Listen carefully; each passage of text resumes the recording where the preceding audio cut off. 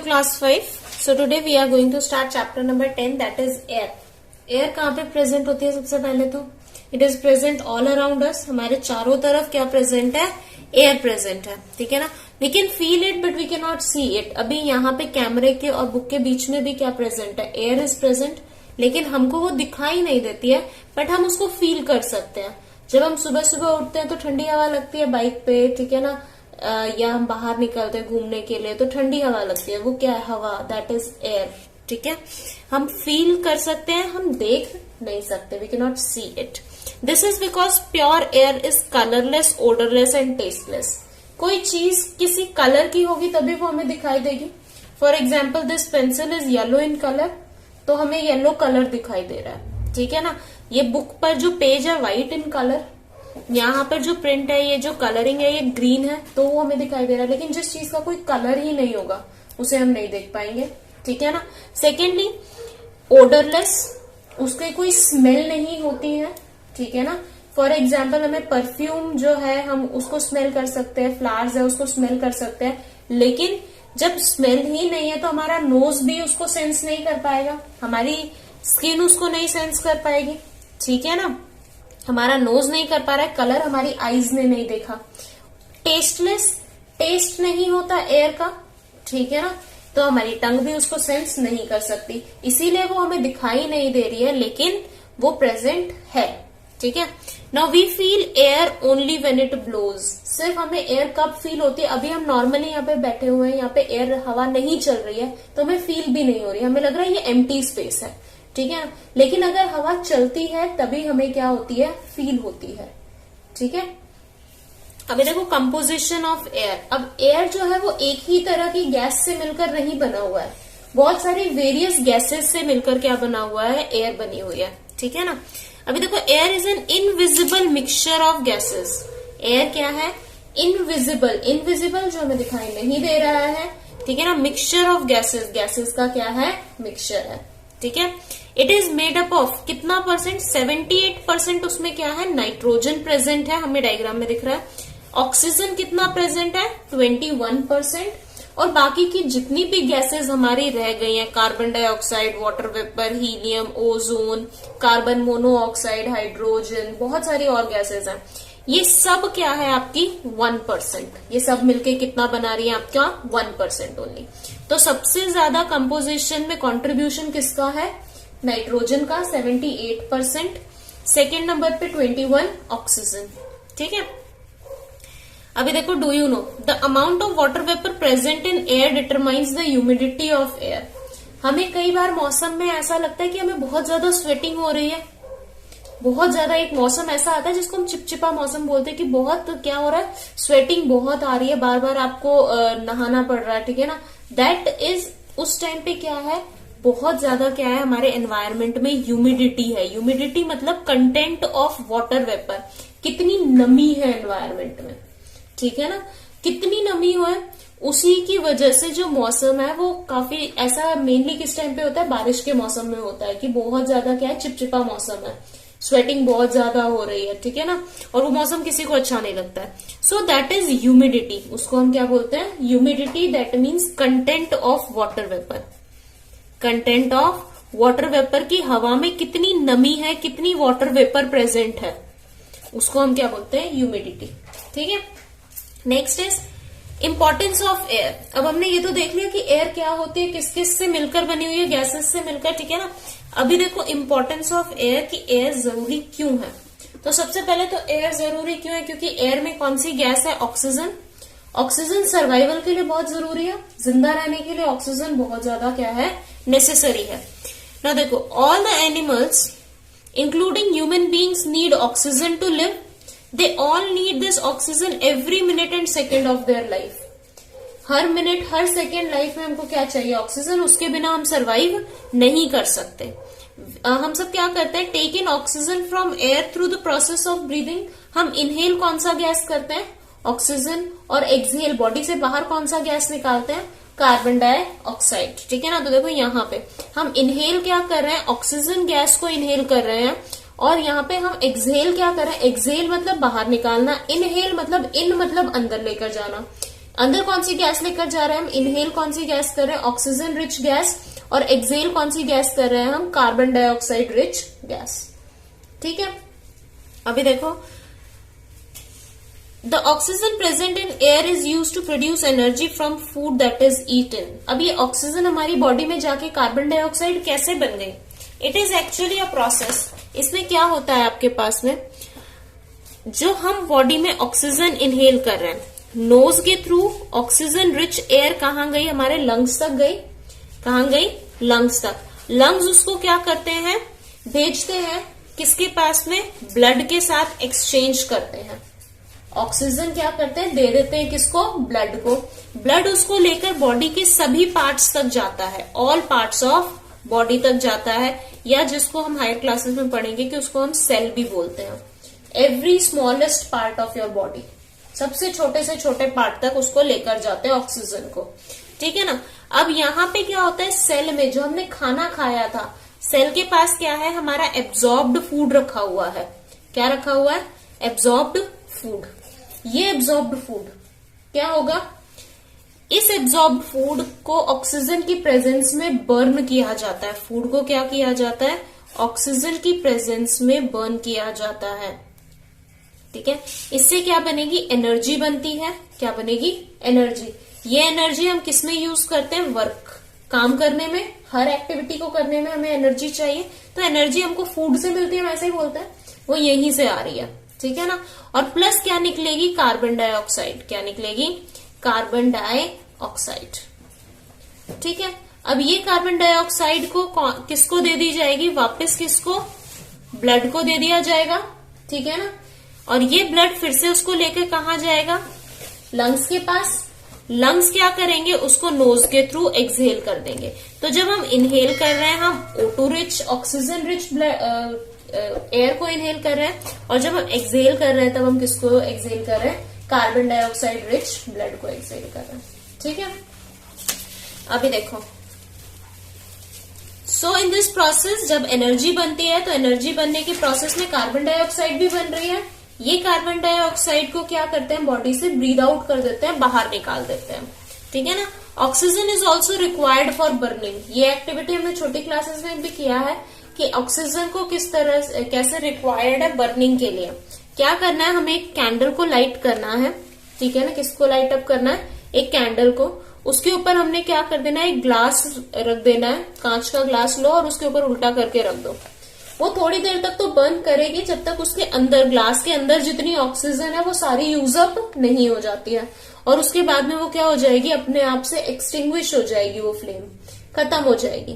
तो इस एक्टिविटी से हमको क्या पता चल रहा है कि जितनी जो भी बर्निंग प्रोसेस है, किसी भी चीज को जलाने के लिए, बर्न करने के लिए किसकी जरूरत है, ऑक्सीजन की जरूरत है। इसीलिए यहाँ पे जब हम फूड को बर्न करके एनर्जी बना रहे हैं, हम क्या कर रहे हैं, फूड को जब बर्न करके एनर्जी बना रहे हैं, तो उसके लिए किसकी जरूरत है, ऑक्सीजन की। इसीलिए हम इनहेल करते हैं ऑक्सीजन को, यही काम है ऑक्सीजन का, ताकि हम फूड से क्या बना सके, एनर्जी बना सके। और यहाँ पे वेस्ट क्या प्रोड्यूस होता है, कार्बन डाइऑक्साइड, जिसकी हमारी बॉडी को जरूरत नहीं है, तो वो क्या हो जाता है, बॉडी से बाहर निकल जाता है। ठीक है, next, plants also require air to live and grow. Plants को भी एयर की जरूरत होती है जिंदा रहने के लिए, ग्रो करने के लिए।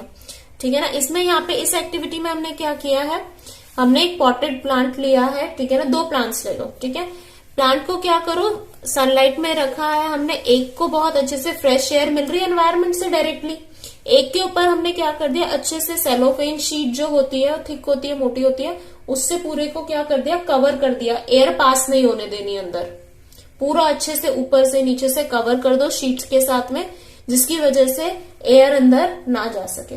तो जब तक अंदर वाली एयर को ये यूज करेगा प्लांट, तब तक वो जिंदा रहेगा।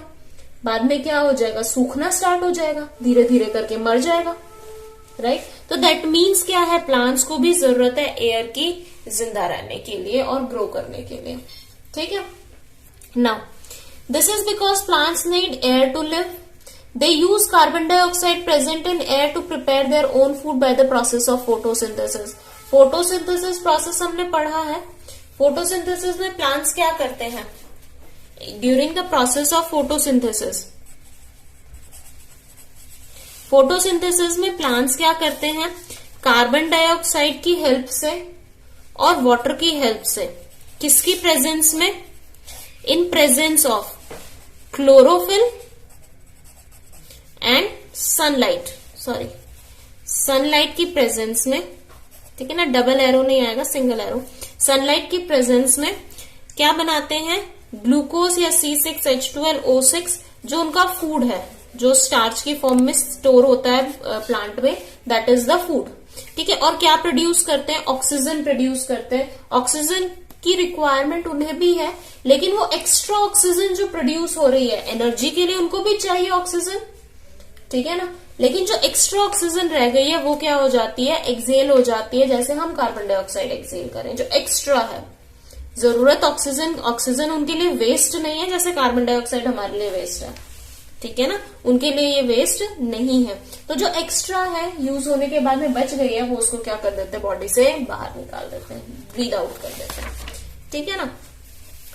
अच्छा देखो, नेचर मेंटेन्स अ बैलेंस। अब नेचर एक मेंटेन कर रहा है बैलेंस को, कैसे? Animals and human beings use oxygen present in air and give out carbon dioxide. Animals और ह्यूमन बींग्स क्या कर रहे हैं? ऑक्सीजन को इनहेल कर रहे हैं और कार्बन डाइऑक्साइड को एक्सेल कर रहे हैं। लेकिन फोटोसिंथेसिस में क्या होता है? कार्बन डाइऑक्साइड को प्लांट यूज कर रहा है और एक्स्ट्रा ऑक्सीजन को क्या कर रहा है? निकाल रहा है। तो दैट मीन्स जितनी हम कार्बन डाइऑक्साइड निकाल रहे हैं वो प्लांट्स यूज कर रहे हैं, प्लांट्स जो ऑक्सीजन निकाल रहे हैं उसको हम यूज कर रहे हैं। सो दैट मीन्स नेचर में क्या प्रेजेंट है? एक बैलेंस प्रेजेंट है। इसीलिए हम कहते हैं कि अगर हम ट्रीज को कट कर देंगे तो कार्बन डाइऑक्साइड क्या हो जाएगी? बहुत ज्यादा बढ़ जाएगी, क्योंकि कार्बन डाइऑक्साइड को यूज करने वाला तो कोई बचेगा ही नहीं। कार्बन डाइऑक्साइड बढ़ जाएगी तो हमारे अर्थ का टेम्परेचर क्या होगा? इंक्रीज होगा। यह भी हम पढ़ेंगे आगे, ठीक है ना। अभी के लिए इतना कि ये क्या है? एक बैलेंस क्रिएट किया हुआ है एनवायरमेंट में। ऑलराइट, अभी देखो next. Do you know, on an average, a human being breathes 22,000 times and takes in about 16 kilogram of air every day. हम दिन में कितनी टाइम ब्रीद करते हैं? एक एवरेज ह्यूमन बीइंग 22,000 टाइम्स एक दिन में, ठीक है। और कितनी ऑक्सीजन को इनहेल करते हैं? 16 kg ऑफ ऑक्सीजन, या फिर एयर, ऑक्सीजन रिच एयर को, ठीक है। अभी देखो रोल ऑफ नाइट्रोजन। नाइट्रोजन का क्या रोल है? अभी देखो, नाइट्रोजन सबसे ज्यादा अबंडेंस में प्रेजेंट है, 78% प्रेजेंट है हमारी अर्थ की एटमॉस्फेयर में, ठीक है ना। ऑक्सीजन तो 21 है, ऑक्सीजन का हमने यूज देख लिया कि जरूरी क्यों है, लेकिन नाइट्रोजन जरूरी क्यों है? देखो, nitrogen gas present in air is also essential for growth of plants. Nitrogen सबसे ज्यादा जरूरी है ग्रोथ ऑफ प्लांट्स के लिए, प्लांट्स को ग्रो करने के लिए, ठीक है ना। जैसे आपको ग्रो होने के लिए हेल्दी खाना जरूरी है, वैसे प्लांट्स के लिए एक बहुत जरूरी न्यूट्रिएंट कौन है? नाइट्रोजन, ठीक है। अभी देखो, nitrogen helps in the rapid growth of plants. Plants को जल्दी जल्दी ग्रो करने में हेल्प करता है। It also helps them develop their fruits and seeds. Fruits और सीड्स को डेवलप करने में भी हेल्प करता है। अगर कुछ प्लांट्स का आपने देखा होगा जिनको हम अच्छे से खाद वगैरह मैन्यूअर नहीं देते हैं, उनके सीड्स इतने छोटे छोटे होते हैं, फ्रूट्स इतने छोटे छोटे होते हैं, लेकिन जो वही उसी स्पीशीज का प्लांट है उसको आपने अच्छे से मैन्यूअर दिया है, अच्छे से आप उसकी देखभाल कर रहे हो, तो फ्रूट भी बड़ा होगा, राइट। तो न्यूट्रिएंट्स बहुत जरूरी है प्लांट्स के लिए भी। तो नाइट्रोजन की कमी की वजह से जो फ्रूट्स का और साइज ऑफ सीड्स होता है वो क्या होता है? बहुत खराब सा होता है, छोटा छोटा सा, ठीक है। It also increases the size and quality of their leaves. Quality, size of leaves, quality of leaves, ठीक है ना, उसके लिए भी जरूरी है। Plants therefore require nitrogen in large amount. इसीलिए प्लांट्स को नाइट्रोजन की बहुत ज्यादा जरूरत होती है। However plants can not absorb nitrogen directly from the air. लेकिन जैसे हम डायरेक्टली एयर से ऑक्सीजन को इनहेल करते हैं, प्लांट्स ऐसे डायरेक्टली नाइट्रोजन को नहीं ले सकते, ठीक है ना। सो इस केस में क्या होगा? Nitrogen has to be change into other forms. दूसरे फॉर्म में चेंज किया जाना है। फॉर एग्जाम्पल, अगर किसी को क्या बोलते हैं, बहुत ज्यादा लूज मोशंस हो रहे हैं, तो ORS देखा है ना आपने, ओरल, हाँ जी, ORS का सोल्यूशन, ओरल रिहाइड्रेशन सोल्यूशन, ठीक है ना, ORS सोल्यूशन। ORS सोल्यूशन क्या करता है? आपकी बॉडी में उस वाटर को देता है और कुछ न्यूट्रिएंट्स, सॉल्ट्स वगैरह भी जाने दे रहा है आपकी बॉडी में, ठीक है।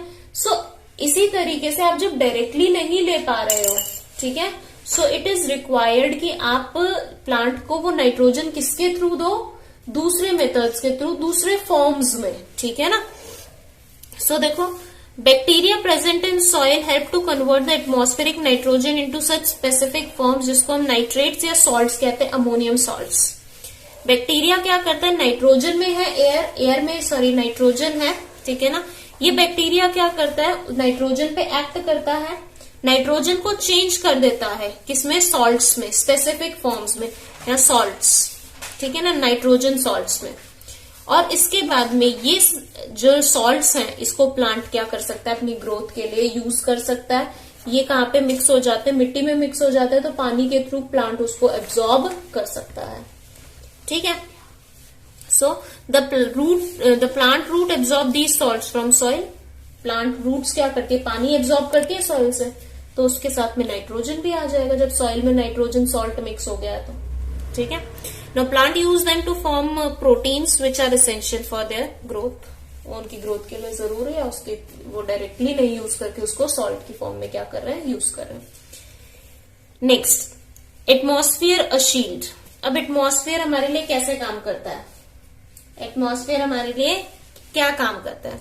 जैसे हमें ठंड लगती है, अभी ठंड का मौसम आ रहा है, ठंड लगती है हमें, तो हम क्या करते हैं, अपने आप को ब्लैंकेट से, अपने आप को क्या करते हैं, बड़े मोटे मोटे स्वेटर्स हम पहन लेते हैं, ब्लेजर्स पहन लेते हैं, कोट्स पहन लेते हैं, उससे हम अपने आप को कवर कर रहे हैं ना। तो ऐसे ही हमारी जो अर्थ है उसको चारों तरफ से एक ब्लैंकेट की तरह किसने कवर किया हुआ है, हमारे एटमॉस्फेयर ने। सारी गैस यहीं पे सरफेस पे नहीं है, बहुत ऊपर तक है गैसेस, ठीक है ना। तो ये ब्लैंकेट की तरह हमारी अर्थ को किसने कवर कर रखा है, एटमॉस्फेयर ने, ठीक है ना। तो atmosphere also acts as shield, very much like an umbrella, एक अम्ब्रेला की तरह। बारिश आ रही है और आपने अम्ब्रेला होल्ड किया है तो बारिश आपके ऊपर तो नहीं आएगी ना। लाइकवाइज दैट एटमॉस्फेयर हमारे लिए एक शील्ड का काम करता है। कैसे, क्योंकि सन से बहुत सारी हार्मफुल रेडिएशंस आ रही हैं, क्या आ रही हैं, बहुत सारी हार्मफुल रेडिएशंस आ रही हैं, अल्ट्रावायलेट रेडिएशंस, ठीक है ना। अल्ट्रावायलेट रेडिएशंस जो सन से आ रही हैं वो अगर हमारी अर्थ तक पहुंच जाएंगी तो हमें बहुत सारी तरह की स्किन प्रॉब्लम्स, आई डिजीजेस हो सकती हैं। तो इसीलिए हमको एक लेयर दिया है, ओजोन लेयर। एटमॉस्फेयर में क्या है, एक ओजोन गैस की लेयर है जो हमको इस अल्ट्रावायलेट रेडिएशन से क्या करती है, प्रोटेक्ट कर रही है, वो उसको एब्जॉर्ब कर लेती है, हमारी अर्थ तक नहीं पहुंचने देती अल्ट्रावायलेट रेज को। तो हमारी जो एटमॉस्फेयर है वो क्या कर रहा है, हमें हार्मफुल इफेक्ट ऑफ सनलाइट से बचा रहा है, ठीक है। So in this video will end up here today and in tomorrow's video we'll be carrying the further part of this chapter. So goodbye everyone and take care.